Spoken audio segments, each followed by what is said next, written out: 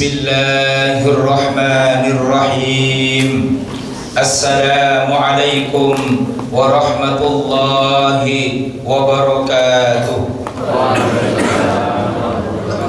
Alhamdulillahilladzi amarna bil ittihad wal i'tisam bihablillahil matin. Nashhadu an la ilaha illallah iyyahu na'budu wa iyyahu nasta'in. Wa nusalli wa nusallimu ala nabiyyina Muhammadin sallallahu alaihi wasallam al-mab'uts rahmatan lil alamin. Allahumma arhamna bil Qur'an waj'alhu lana imama wa nura wa huda wa rahmah. Allahumma dhakkirna minhu ma nasina wa 'allimna minhu ma jahilna warzuqna tilawatahu ana al-laili wa atrafan nahar waj'alhu lana hujjatan ya rabbal alamin. Allahumma inna nas'aluka 'ilman nafi'a wa rizqan wasi'a wa shifaa'an min kulli da'in bi rahmatika ya arhamar rahimin. Allahumma faqqihna fid din wa 'allimna at-ta'wil bi rahmatika ya arhamar rahimin. Amin amin ya rabbal alamin. Ma'asyiral muslimin wal muslimat arsyadakumullah. Kita lanjutkan membaca surah Al-Baqarah ayat 86. Kita baca sampai ayat 87.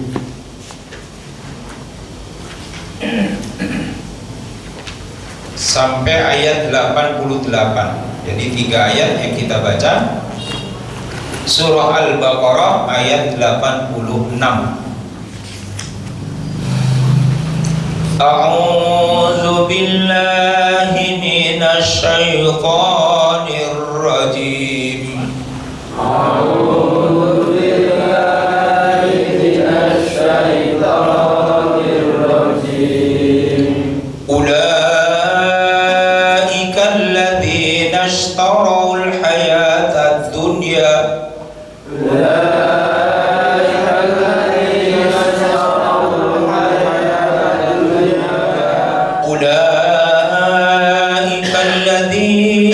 اشتروا الحياة الدنيا بالآخرة أولئك الذين اشتروا الحياة الدنيا بالآخرة فلا يخفف عنهم العذاب ولا هم ينصرون.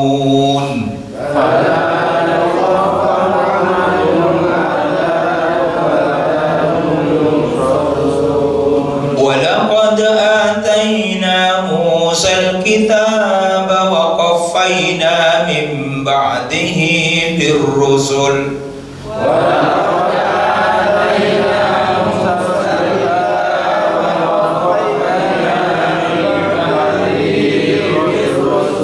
وآتينا عيسى ابن مريم البينات وأيدناه بروح القدس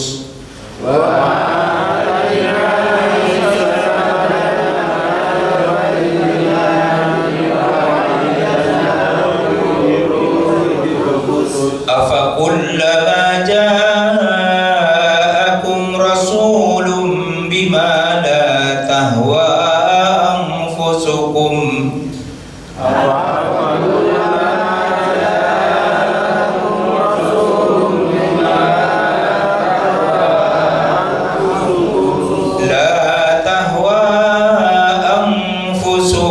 استكبرتم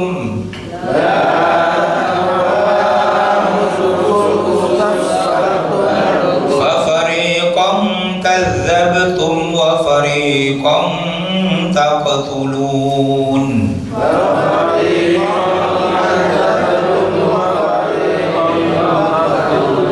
وقالوا قلوبنا غلف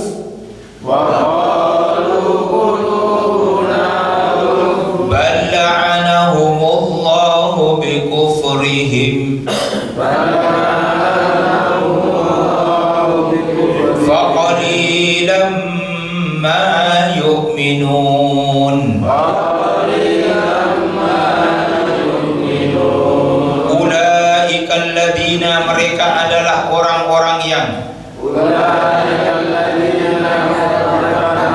Ishtarau membeli al-hayatad dunya kehidupan dunia bil akhirati dengan akhirat. Fala maka tidak yukhaffafu diringankan anhum dari mereka al-adabu adab walahum dan tidaklah mereka yunsaruna ditolong. Walaqad ataina dan sungguh-sungguh kami telah memberikan Musa kepada Nabi Musa al-kitab kitab Taurat wa qaffayna dan kami menyusulkan min ba'dihi setelahnya birrusuli para utusan wa ataina dan kami berikan Isa bin Maryam kepada Isa putra Maryam al-bayyinati mukjizat-mukjizat wa ayyadnahu dan kami mengokohkannya biruhil kudus dengan roh kudus. Afakullama maka ketika ja'akum datang kepada kalian rasulun seorang utusan bima dengan apa-apa la tahwa tidak menginginkan anfusukum diri-diri kalian istakbartum kalian menolaknya fafariqan maka sebagian kadzabtum kalian mendustakannya wa fariqan dan sebagian lagi taqtuluna membunuhnya wa qalu dan mereka berkata qulubuna hati-hati kami gulfun tertutup bal la'anahumullah Allah akan melaknat mereka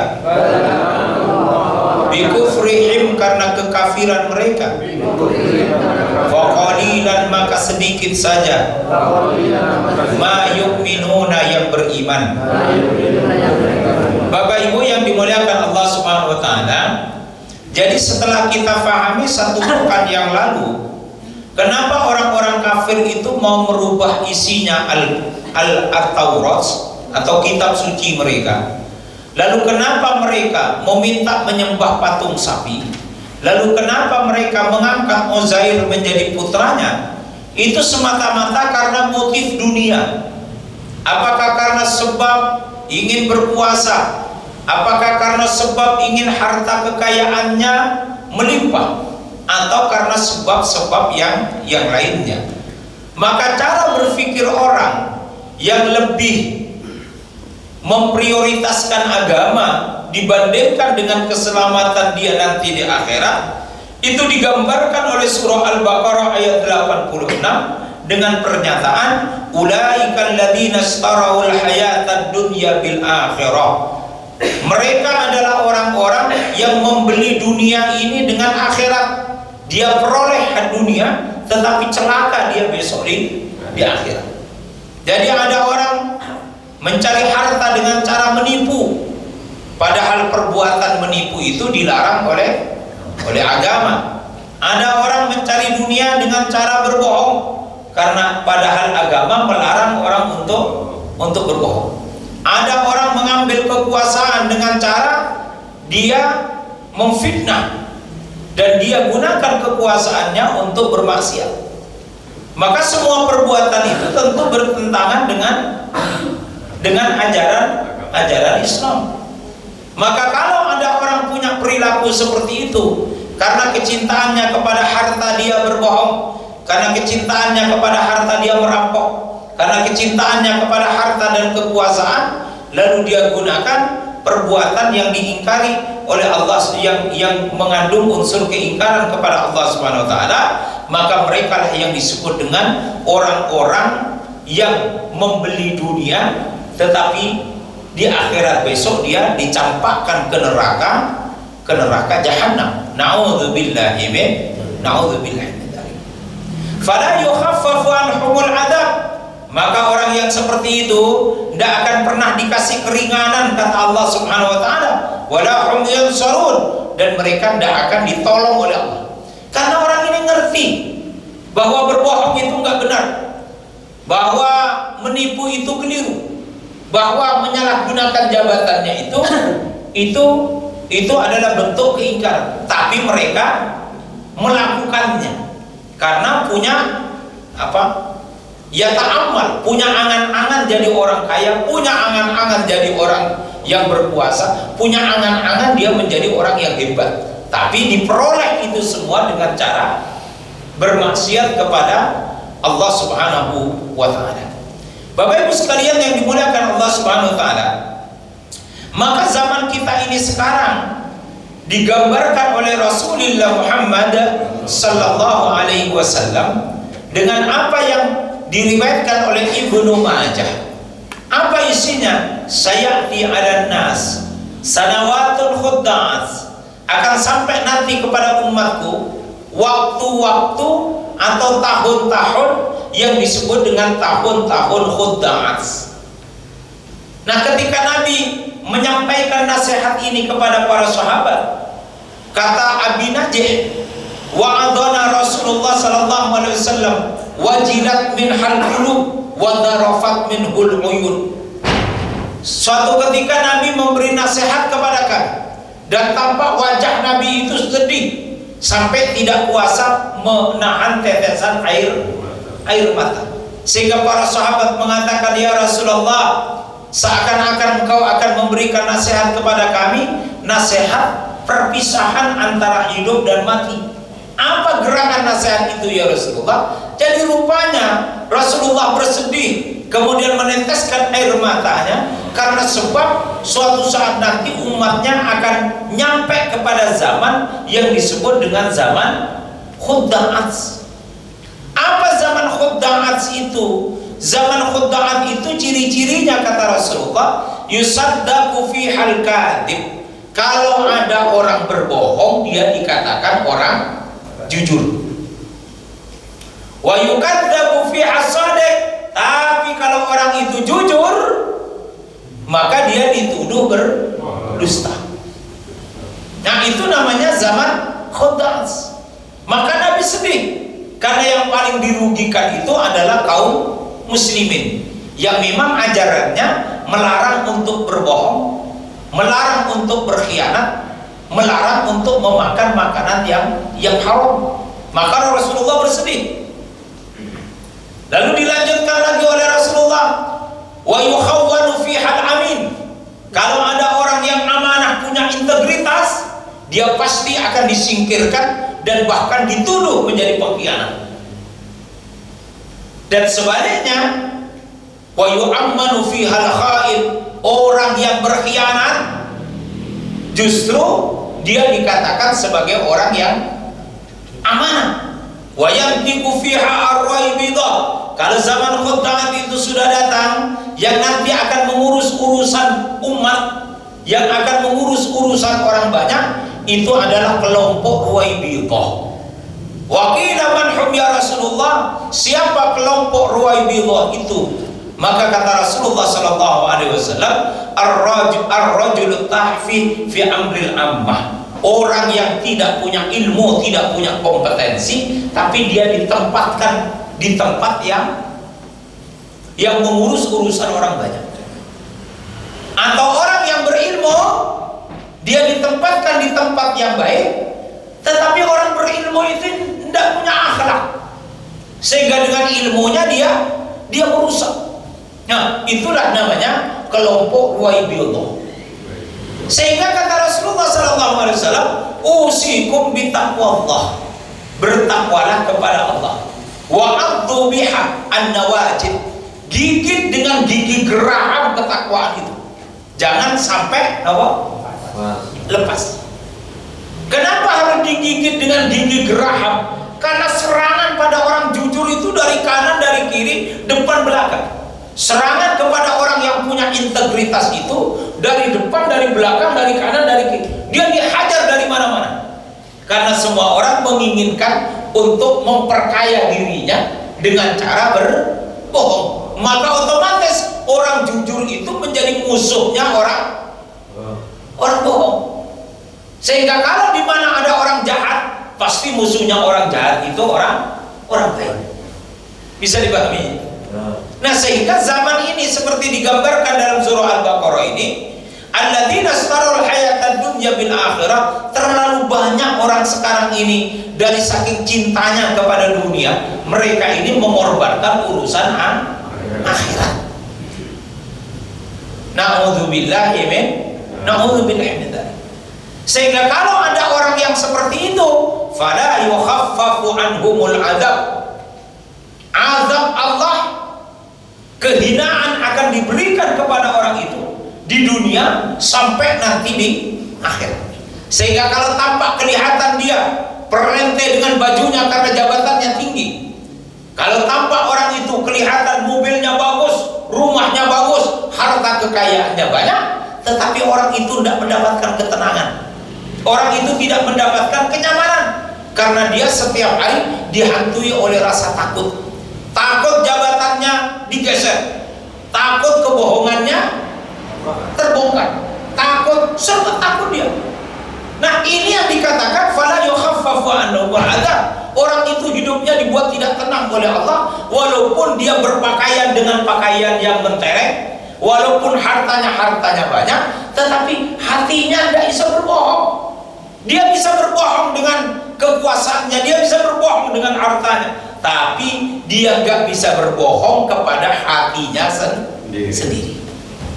Dan jadi zaman khud'at itu, Bapak Ibu sekalian, orang punya teknologi canggih untuk berbohong. Nah, itu zaman khud'at. Jadi kalau ada orang jahat, tapi tidak kelihatan itu di depan mata kita, dia orang jahat. Karena manusia zaman khud'at itu canggih untuk menyembunyikan apa?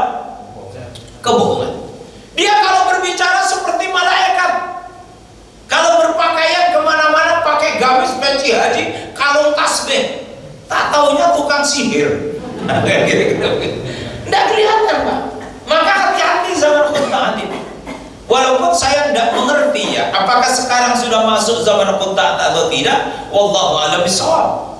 Tetapi hati-hati betul, karena banyak orang jahat di zaman khud'at, tapi tidak tampak kelihatan dia orang jahat. Justru kita melihatnya sebaliknya, dia orang yang top, yang soleh, yang bagus, tapi sebenarnya dia orang jahat. Kalau berbicara seperti pahlawan, padahal dia pengkhianat. Maka berat kita mengatakan siapa yang baik, siapa yang buruk, jadi susah. Siapa yang berkata jujur, siapa yang berkata bohong, jadi susah. Karena orang yang berkata jujur belum tentu dia orang jujur. Yang berkata bohong belum tentu dia orang bohong. Karena kita tidak mengerti sudah, bercampur aduk sudah. Kita tidak ngerti mana orang yang gak bagus, mana yang bagus, mana yang ijazahnya asli, mana yang ijazahnya palsu. Tidak ngerti kita. Ini jadi kawan atau lawan, kita tidak ngerti. Kalau di panggung depan seakan-akan bermusuhan, jangan-jangan di belakang minum kopi bareng. Karena kita tidak tahu. Maka usikum bitaqwallah, tidak usah ikut-ikutan. Bertakwalah kepada Allah. Tidak usah ikut-ikutan. Bertakwalah kepada Allah. Wa'adzu bihabin nawajid, bahkan digitlah takwa itu dengan gigi geraham. Mudah-mudahan kita terhindar dari penipuan orang yang menipu. Karena usikum bitaqwallah. Karena antara orang jujur dan pembohong itu susah dibedakan. Bapak-bapak berbisnis dengan seseorang, kelihatan tampak jujur, giliran transaksinya 15 miliar, hilang dia. Oh, rupanya dia jual beli sekali, 2 kali, 3 kali, setahun, 2 tahun, sedang menanam kepercayaan. Giliran orang sudah percaya, setorkan dana kepada dia sampai 15 miliar, barulah dia keluar aslinya.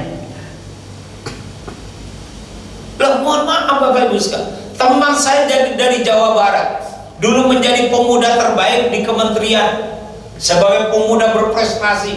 Dia hafid Quran, lalu buat usaha travel umroh. Karena dia orangnya anak muda yang bagus, hafid Quran, otomatis orang banyak apa? Sekali buka langsung berangkatkan 65 orang. Lalu bulan depannya berangkatkan lagi 95 orang. Besoknya lagi berangkatkan 110 orang. Besoknya lagi. Sehingga dia punya rekanan. Pertama, Mas, tidak usah bayar kecuali setelah selesai semuanya.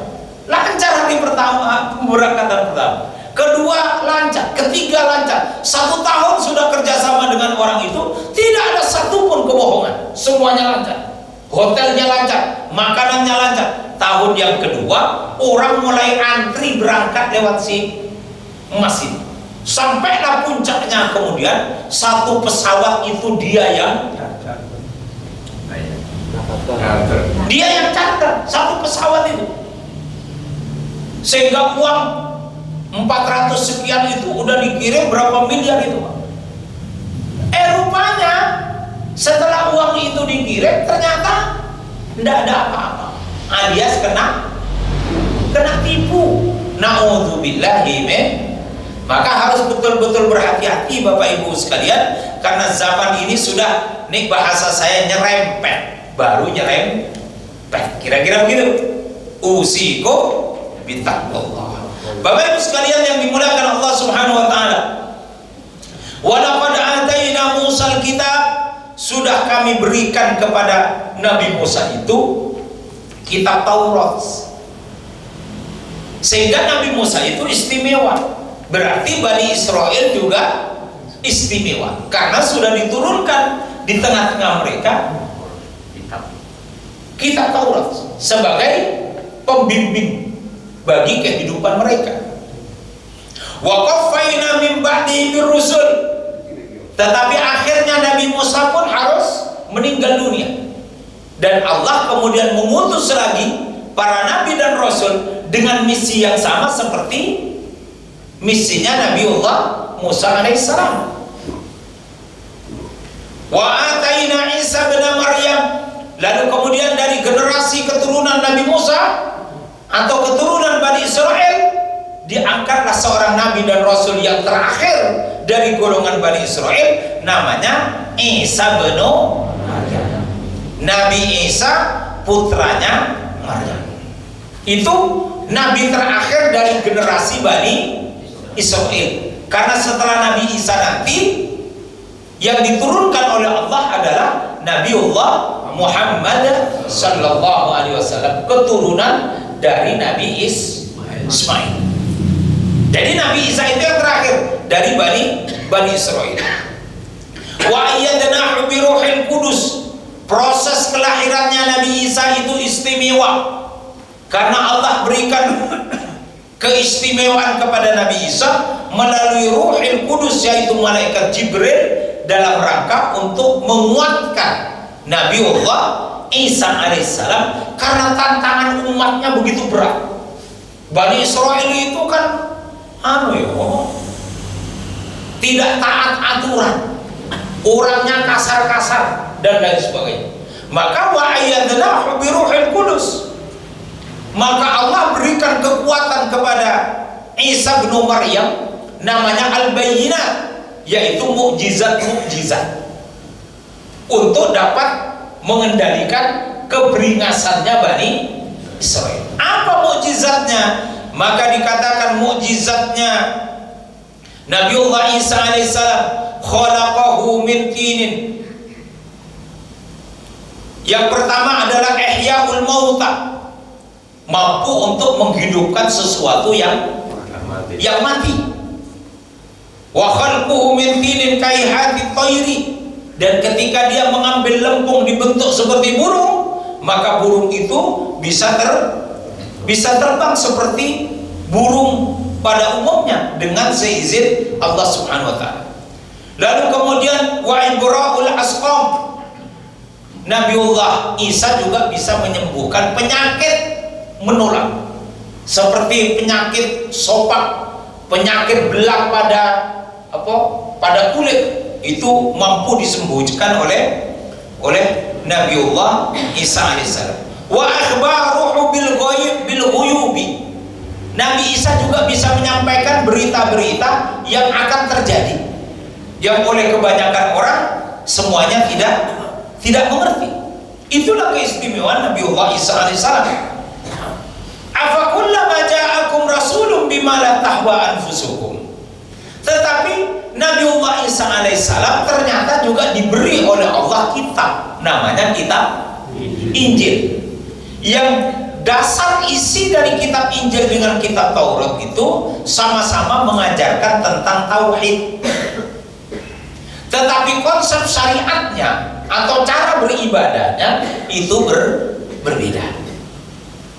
Sehingga dikatakan oleh Allah Subhanahu wa taala, afakullama ja'akum rasulun, manakala datang seorang rasul kepadamu, bima la tahwa anfusukum, yang gak cocok di hatimu, istakbartum, kalian menentangnya. Sehingga ketika Nabiullah Isa alaihissalam diturunkan oleh Allah, lalu diberikan kepada Nabi Isa kitab Taurat, kitab Injil, yang cara beribadahnya berbeda dengan kitab Taurat, maka dengan serta-merta Bani Israel menolak Nabi Isa, walaupun Nabi Isa itu dari keturunan Bani Israel. Bani Israel menolak dan bahkan memburu-buru untuk membunuh Nabi Isa alaihissalam. Sehingga mereka menyatakan bahwa sungguh-sungguh Isa itu sudah dibunuh di tiang salib. Padahal keterangan yang lebih rajih mengatakan yang disalib itu bukanlah Isa, tetapi sahabatnya Nabiullah Isa alaihissalam yang serupa wajahnya dengan Isa. Sementara Nabiullah Isa alaihissalam barrafa'ahullah, diangkat oleh Allah, yang suatu saat nanti akan turun ke alam semesta ini kembali untuk meluruskan keyakinan orang-orang Nasrani. Bapak Ibu sekalian yang dimuliakan Allah Subhanahu wa taala, fa fariqan kadzdzabtum, sebagian di antara Bani Israil itu mendustakan Nabiullah Isa alaihissalam.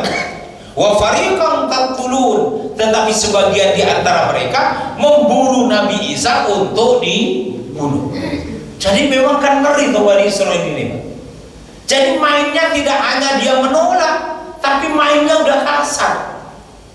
Tidak hanya mendustakan, tetapi bahkan mereka ini melakukan usaha-usaha untuk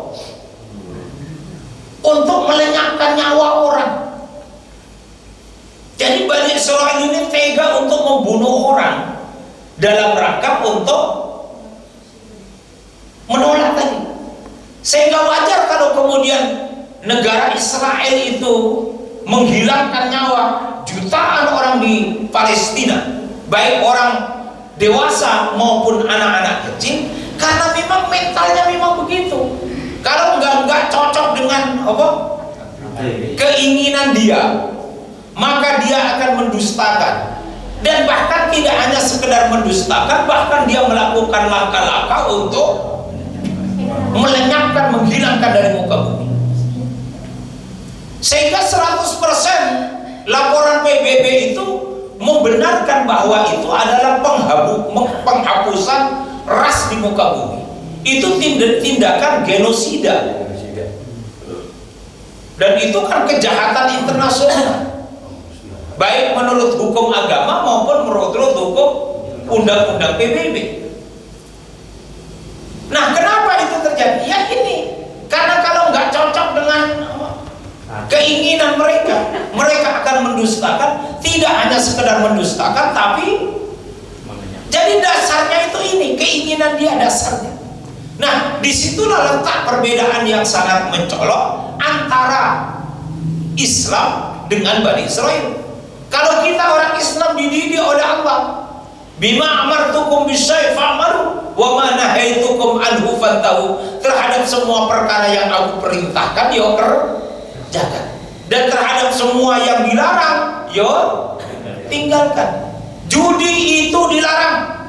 Innamal khamru wal maisiru wal ansabu wal azlamu rijsun min amali syaitan.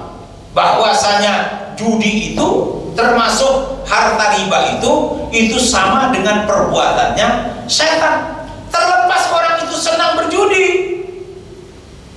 maka ketika ada perintah agama untuk tidak boleh berjudi, seharusnya dia meninggalkan judi. Tapi kalau Bani Israel, aku senang berjudi, dilarang oleh agamanya, kitab sucinya bukan dibakar, diganti.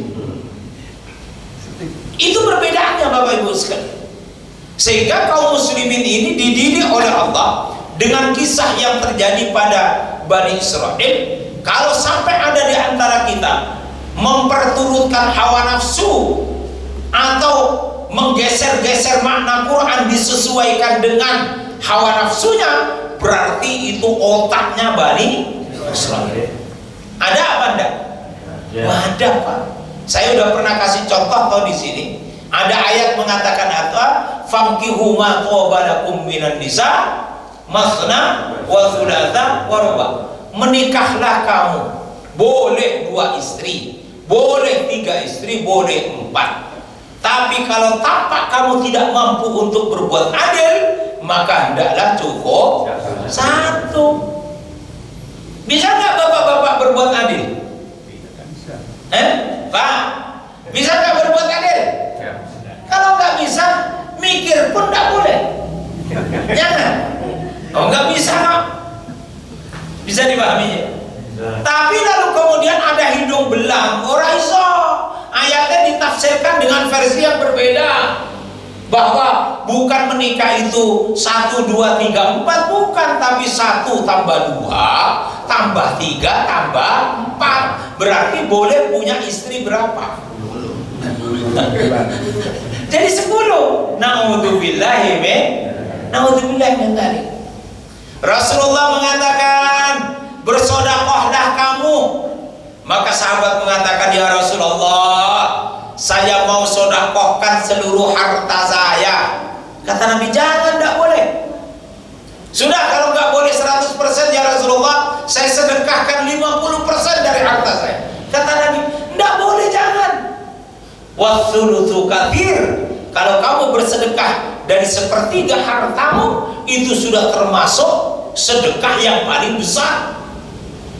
Sehingga bolehnya orang bersedekah itu hanya 1/3, karena dia masih punya istri, masih punya anak, mungkin besok nambah anak lagi. Kalaupun mau bersedekah, silahkan, maksimal 1/3 dari harta benda kita. Tidak boleh seluruhnya, atau separuhnya pun Nabi mengatakan tidak boleh.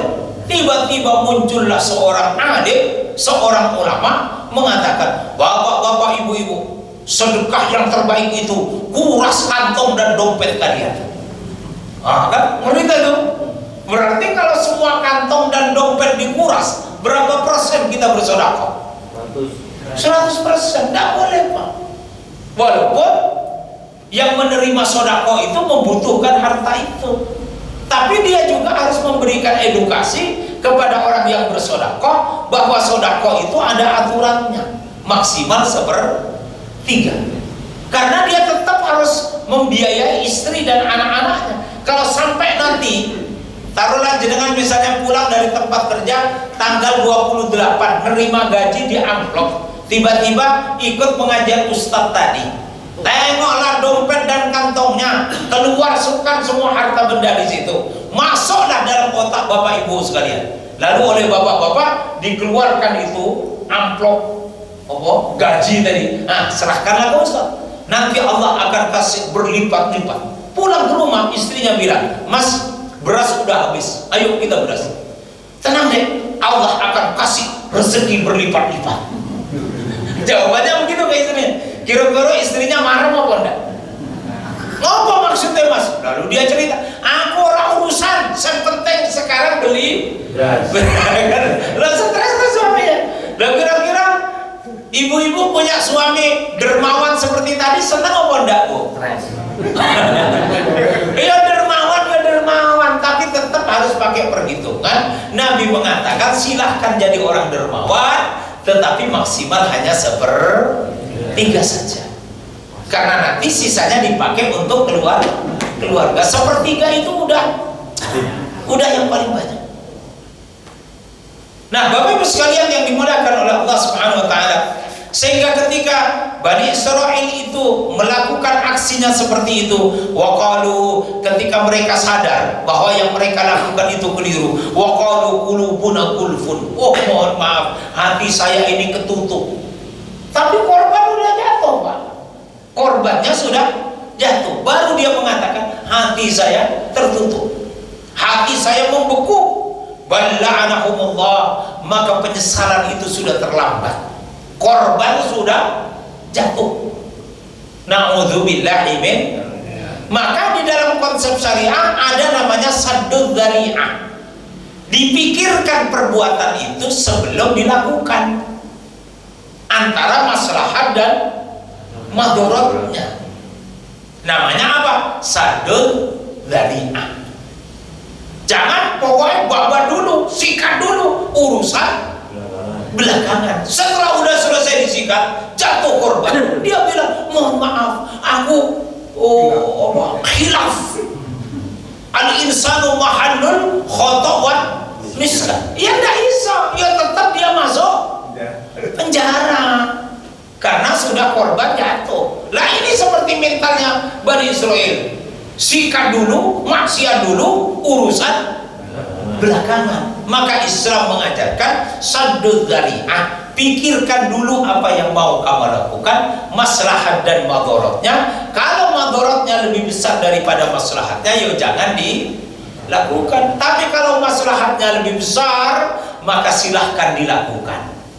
Kalau maslahat dan madharatnya sama, maka perbuatan itu namanya syubhat.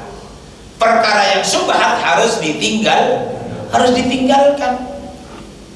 Balla'anahumullahu bikufrihim, tetaplah Allah akan melaknat mereka. Faqalilan ma yu'minun, hanya sedikit dari Bani Israil itu yang mau beriman kepada Allah Subhanahu wa taala. Maka mudah-mudahan bapak-bapak, ibu-ibu yang dimuliakan Allah Subhanahu wa taala, kita selalu mempertimbangkan apa yang mau kita katakan, apa yang mau kita perbuat, antara maslahat dan madharatnya. Kalau di situ lebih besar maslahatnya, kerjakan. Nanti minimalkan madharatnya. Tapi kalau madharatnya lebih besar, seharusnya ditinggalkan. Misalnya, jenengan di sini, lalu di situ ada warung tuh, mau beli minum, ada anak kecil usia 5 tahun, Dek, belikan air di warung itu. Nah, kira-kira perintah ini maslahat madharatnya lebih gede yang mana? Padahal di sini jalan besar, apa? Maka ini madharatnya lebih besar. Anak kecil ini belum punya kehati-hatian yang tinggi untuk menyeberang jalan, sehingga perintah itu tidak boleh disampaikan, tidak boleh dikerjakan, karena bisa menyebabkan madharatnya lebih besar. Khawatir anak itu nanti kena serempet kendaraan.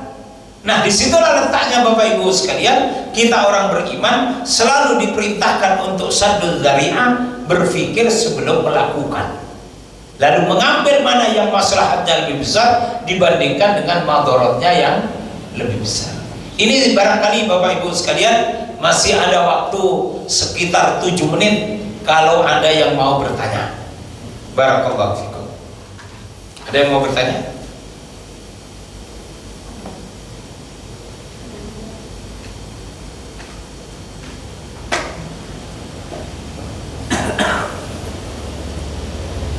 Gak ada ya?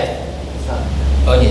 Berarti untuk apa itu wasiat sepertiga itu dari tadi bersedekah sepertiga tadi. Wasiat hanya maksimal sepertiga dari harta yang dimiliki. Berarti terorientasi dengan sedekah sepertiga dari apa yang dimiliki berarti ya. Dikiaskan. Maka wasiat, kutiba alaikum idza hadara ahadakumul maut in taraka khairanil wasiyatu lil walidaini wal aqrabina bil ma'rufi haqqan 'alal muttaqin. Apabila seseorang sudah dikirimkan tanda-tanda sakaratul maut, maka hendaklah orang itu segera meninggalkan wasiat yang terbaik. Jadi ayat ini sebenarnya memberikan anjuran yang besar kepada orang yang mau meninggal itu untuk meninggalkan wasiat, tapi wasiat yang menenteramkan, menenangkan anak-anak turunnya. Karena mohon maaf, kadang-kadang ada orang meninggal tapi harta yang dia tinggalkan menjadi sumber perkelahian. Nah, ini tidak berkah. Maka orang yang mau meninggal diperintahkan oleh Al-Quran untuk meninggalkan apa? Wasiat. Apalagi yang hartanya banyak. Nah, itu lebih punya resiko lebih tinggi terjadinya konflik keluarga. Sehingga kadang-kadang ada orang Jawa yang bijak, sebelum meninggal hartanya dibagi-bagi. Bener apa enggak? Ada enggak itu, Pak? Jenengan punya anak 3. Wes, rumah sana untuk kamu, rumah sini untuk kamu, rumah sana untuk kamu, tanah ini untuk. Ada nggak yang begitu tuh, Pak? Sampai akhirnya di masa sepuhnya dia hanya punya rumah yang ditinggali saja. Bahkan yang ditinggalinya saja sudah dimusyawarahkan ini untuk anak yang paling kecil. Tapi nanti diambil setelah meninggal. Bapak ibu meninggal. Oh, itu sampai seperti itu. Tapi itu orang Jawa itu. Ya. Termasuk bapak ibu apa enggak gitu? Iya. Wallahu a'lam bishawab. Enggak duit. Enggak. Kalau enggak punya ya sudah. Tapi harus meninggalkan wasiat. Loh, kenapa harus meninggalkan wasiat yang baik? Jangan sampai ada konflik di antara anak-anak keturunannya. Faman baddalahu ba'da ma sami'ahu fa innama ismuhu 'alal ladzina yubaddiluna. Sebab nanti anak-anak turun ini mental dan karakternya berbeda-beda, ada yang rakus, ada yang sabar, ada yang tamak. Maka ketika orang tua meninggalkan wasiatnya harus adil. Bisa dipahami ya?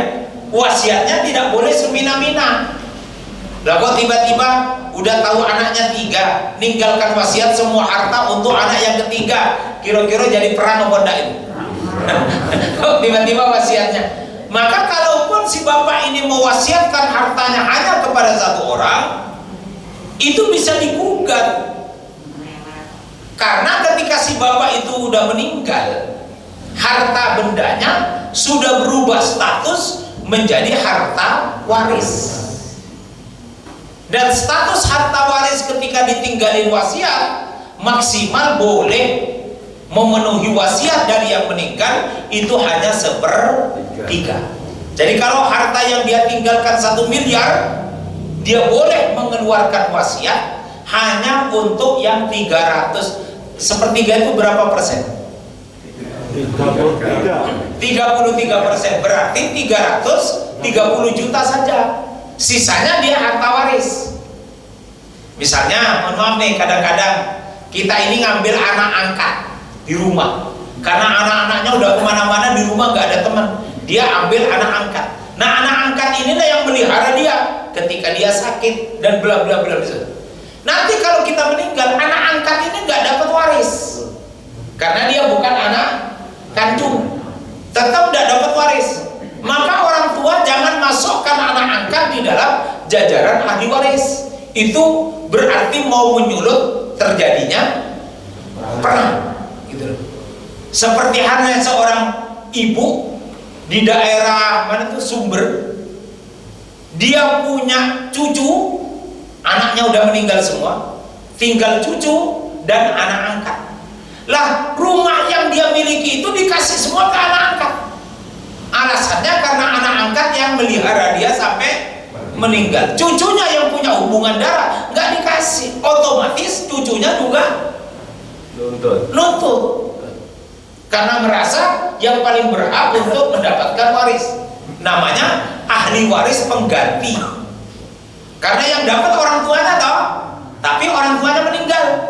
Maka kalau sudah meninggal putus warisnya. Tapi ada anak.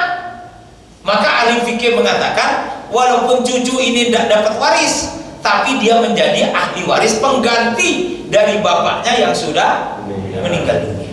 Dan bagiannya itu setara dengan hak yang diperoleh oleh bapak cucu itu. Sehingga akhirnya ini konflik ke pengadilan. Nah, walaupun tidak tahu saya putusannya mana yang menang, wallahu a'lam bishawab. Maka orang tua betul-betul harus jeli dengan harta yang ditinggalkan. Kalau banyak yang ditinggalkan ya risiko. Kalau nggak punya harta banyak ya juga. Yo, siapa yang pengen miskin kan? Maka kita ini harus bisa bijaksana terhadap harta yang kita kumpulkan. Dan suatu saat kalau kita meninggal, jangan sampai harta itu menjadi pusat konflik. Maka seharusnya si bapak tadi yang meninggal tadi, kalaupun mau memberi kepada anak angkatnya, itu kalau bentuknya wasiat, itu hanya sepertiga saja wasiat. Atau kalau tidak, sebelum dia meninggal dihibahkan, lalu datangkan notaris balik nama, selesai. Terjadinya perpindahan hak milik pada tanah itu ketika si ahli waris masih hidup, berarti statusnya bukan waris tapi hibah. Kalau hibah selesai. Tapi kalau sampai meninggal, status tanahnya, hartanya menjadi harta waris. Berarti yang dipakai hukum waris. Dia boleh mengeluarkan wasiat, tapi wasiat itu maksimal hanya sepertiga saja. Kalau hibah apa bisa semua? Tidak bisa loh, sama juga dengan. Sama juga, tidak bisa. Tapi maksud saya dari status hukum itu kan akhirnya bisa lebih aman hibah itu, karena merasa dia udah istilahnya kritis mau Tapi kadang-kadang ya namanya manusia ya, anaknya pasti cucunya tidak terima juga. Itu kok maksa kok. Lagi nenek kritis itu dipaksa untuk kira-kira begitu. Nggak boleh juga kan dihibah 100%. Ya benar itu, benar. Ya itulah pentingnya Bapak Ibu sekalian mengerti tentang hukum. Maka jangan sampai semarah-marah sebenci-bencinya kita kepada anak tetap ahli waris. Walaupun kita coret dari kartu keluarga, tapi ya tetap dia namanya anak, ada darah yang mengalir pada dia, berarti statusnya ahli waris. Kecuali dia menjadi non muslim. Kalau murtad berarti laisa biwarisin. Orang yang berbeda agama tidak boleh saling mewariskan. Lakum dinukum waliyadin. Saya baru mengislamkan orang Michigan di As-Salam. Sampai sekarang masih di pondok belajar Islam. Saya yang bantu ini bimbing. Jadi dia itu masuk Islam. Ya sudah, saya bilang kepada dia, kalau kamu masuk Islam, orang tuamu itu Kristen, maka kamu tidak punya hak waris dari orang tua. Ya harus siap secara mental. Tapi kalau orang tuamu memberi, kamu boleh menerima, tapi juga boleh menolak. Tapi ini saya yang eman-eman diterima aja kan. Namanya Son Buis, Sean ya, Son Buis. Dia bekerja di Indonesia udah 2 tahun. Dari pemerintahan Amerika Serikat ditempatkan di daerah Ponorogo, dan bulan ini udah selesai tugasnya, dia mau balik ke Michigan. Nah sebelum balik pergi ke As-Salam untuk mengucapkan 2 kalimat syahadat, lalu minta bimbingan selama 1 pekan ini belajar Islam, ya belajar akidahnya, sholatnya dan sebagainya. Insya Allah besok tanggal 17 dia akan ke Jawa Timur dulu, kelihatan silaturahmi, terus nanti langsung berangkat. Wallahu a'lam. Kira-kira begitu aja. Barakallahu fikum. A'udzubillahi minasyaitonir rajim. Bismillahirrahmanirrahim. Hamdan syakirin, hamdan na'imin, hamdan yuwafi ni'amahu wa yukafi mazidah. Rabbana lakal hamdu kama yanbaghi li jalali wajhikal karim wa 'azimi sultanik bi rahmatika ya arhamar rahimin. Allahumma rabbana la tuzigh qulubana ba'da idh hadaitana wa hab lana min ladunka rahmah innaka antal wahhab bi rahmatika ya arhamar rahimin. Allahumma rabbana hab lana min azwajina wa dhurriyyatina qurrata a'yun waj'alna lil muttaqina imama bi rahmatika ya arhamar rahimin. Allahumma ij'al jam'ana hadha jam'an marhuma wa tafarruqana min ba'di hadha tafarruqan ma'suma bi rahmatika ya arhamar rahimin. Allahumma rabbana atina fid dunya hasanah wa fil akhirati hasanah wa qina adzaban nar wa qina adzaban nar wa qina adzaban nar wa adkhilna al jannata ma'al abrar ya azizu ya ghaffar bi rahmatika ya arhamar rahimin. Subhana rabbika rabbil izzati amma yasifun wa salamun alal mursalin walhamdulillahi rabbil alamin. Amin amin ya rabbal alamin. Demikian yang bisa kami sampaikan, kurang lebihnya mohon maaf. Billahi taufik wal hidayah. Wassalamualaikum warahmatullahi wabarakatuh.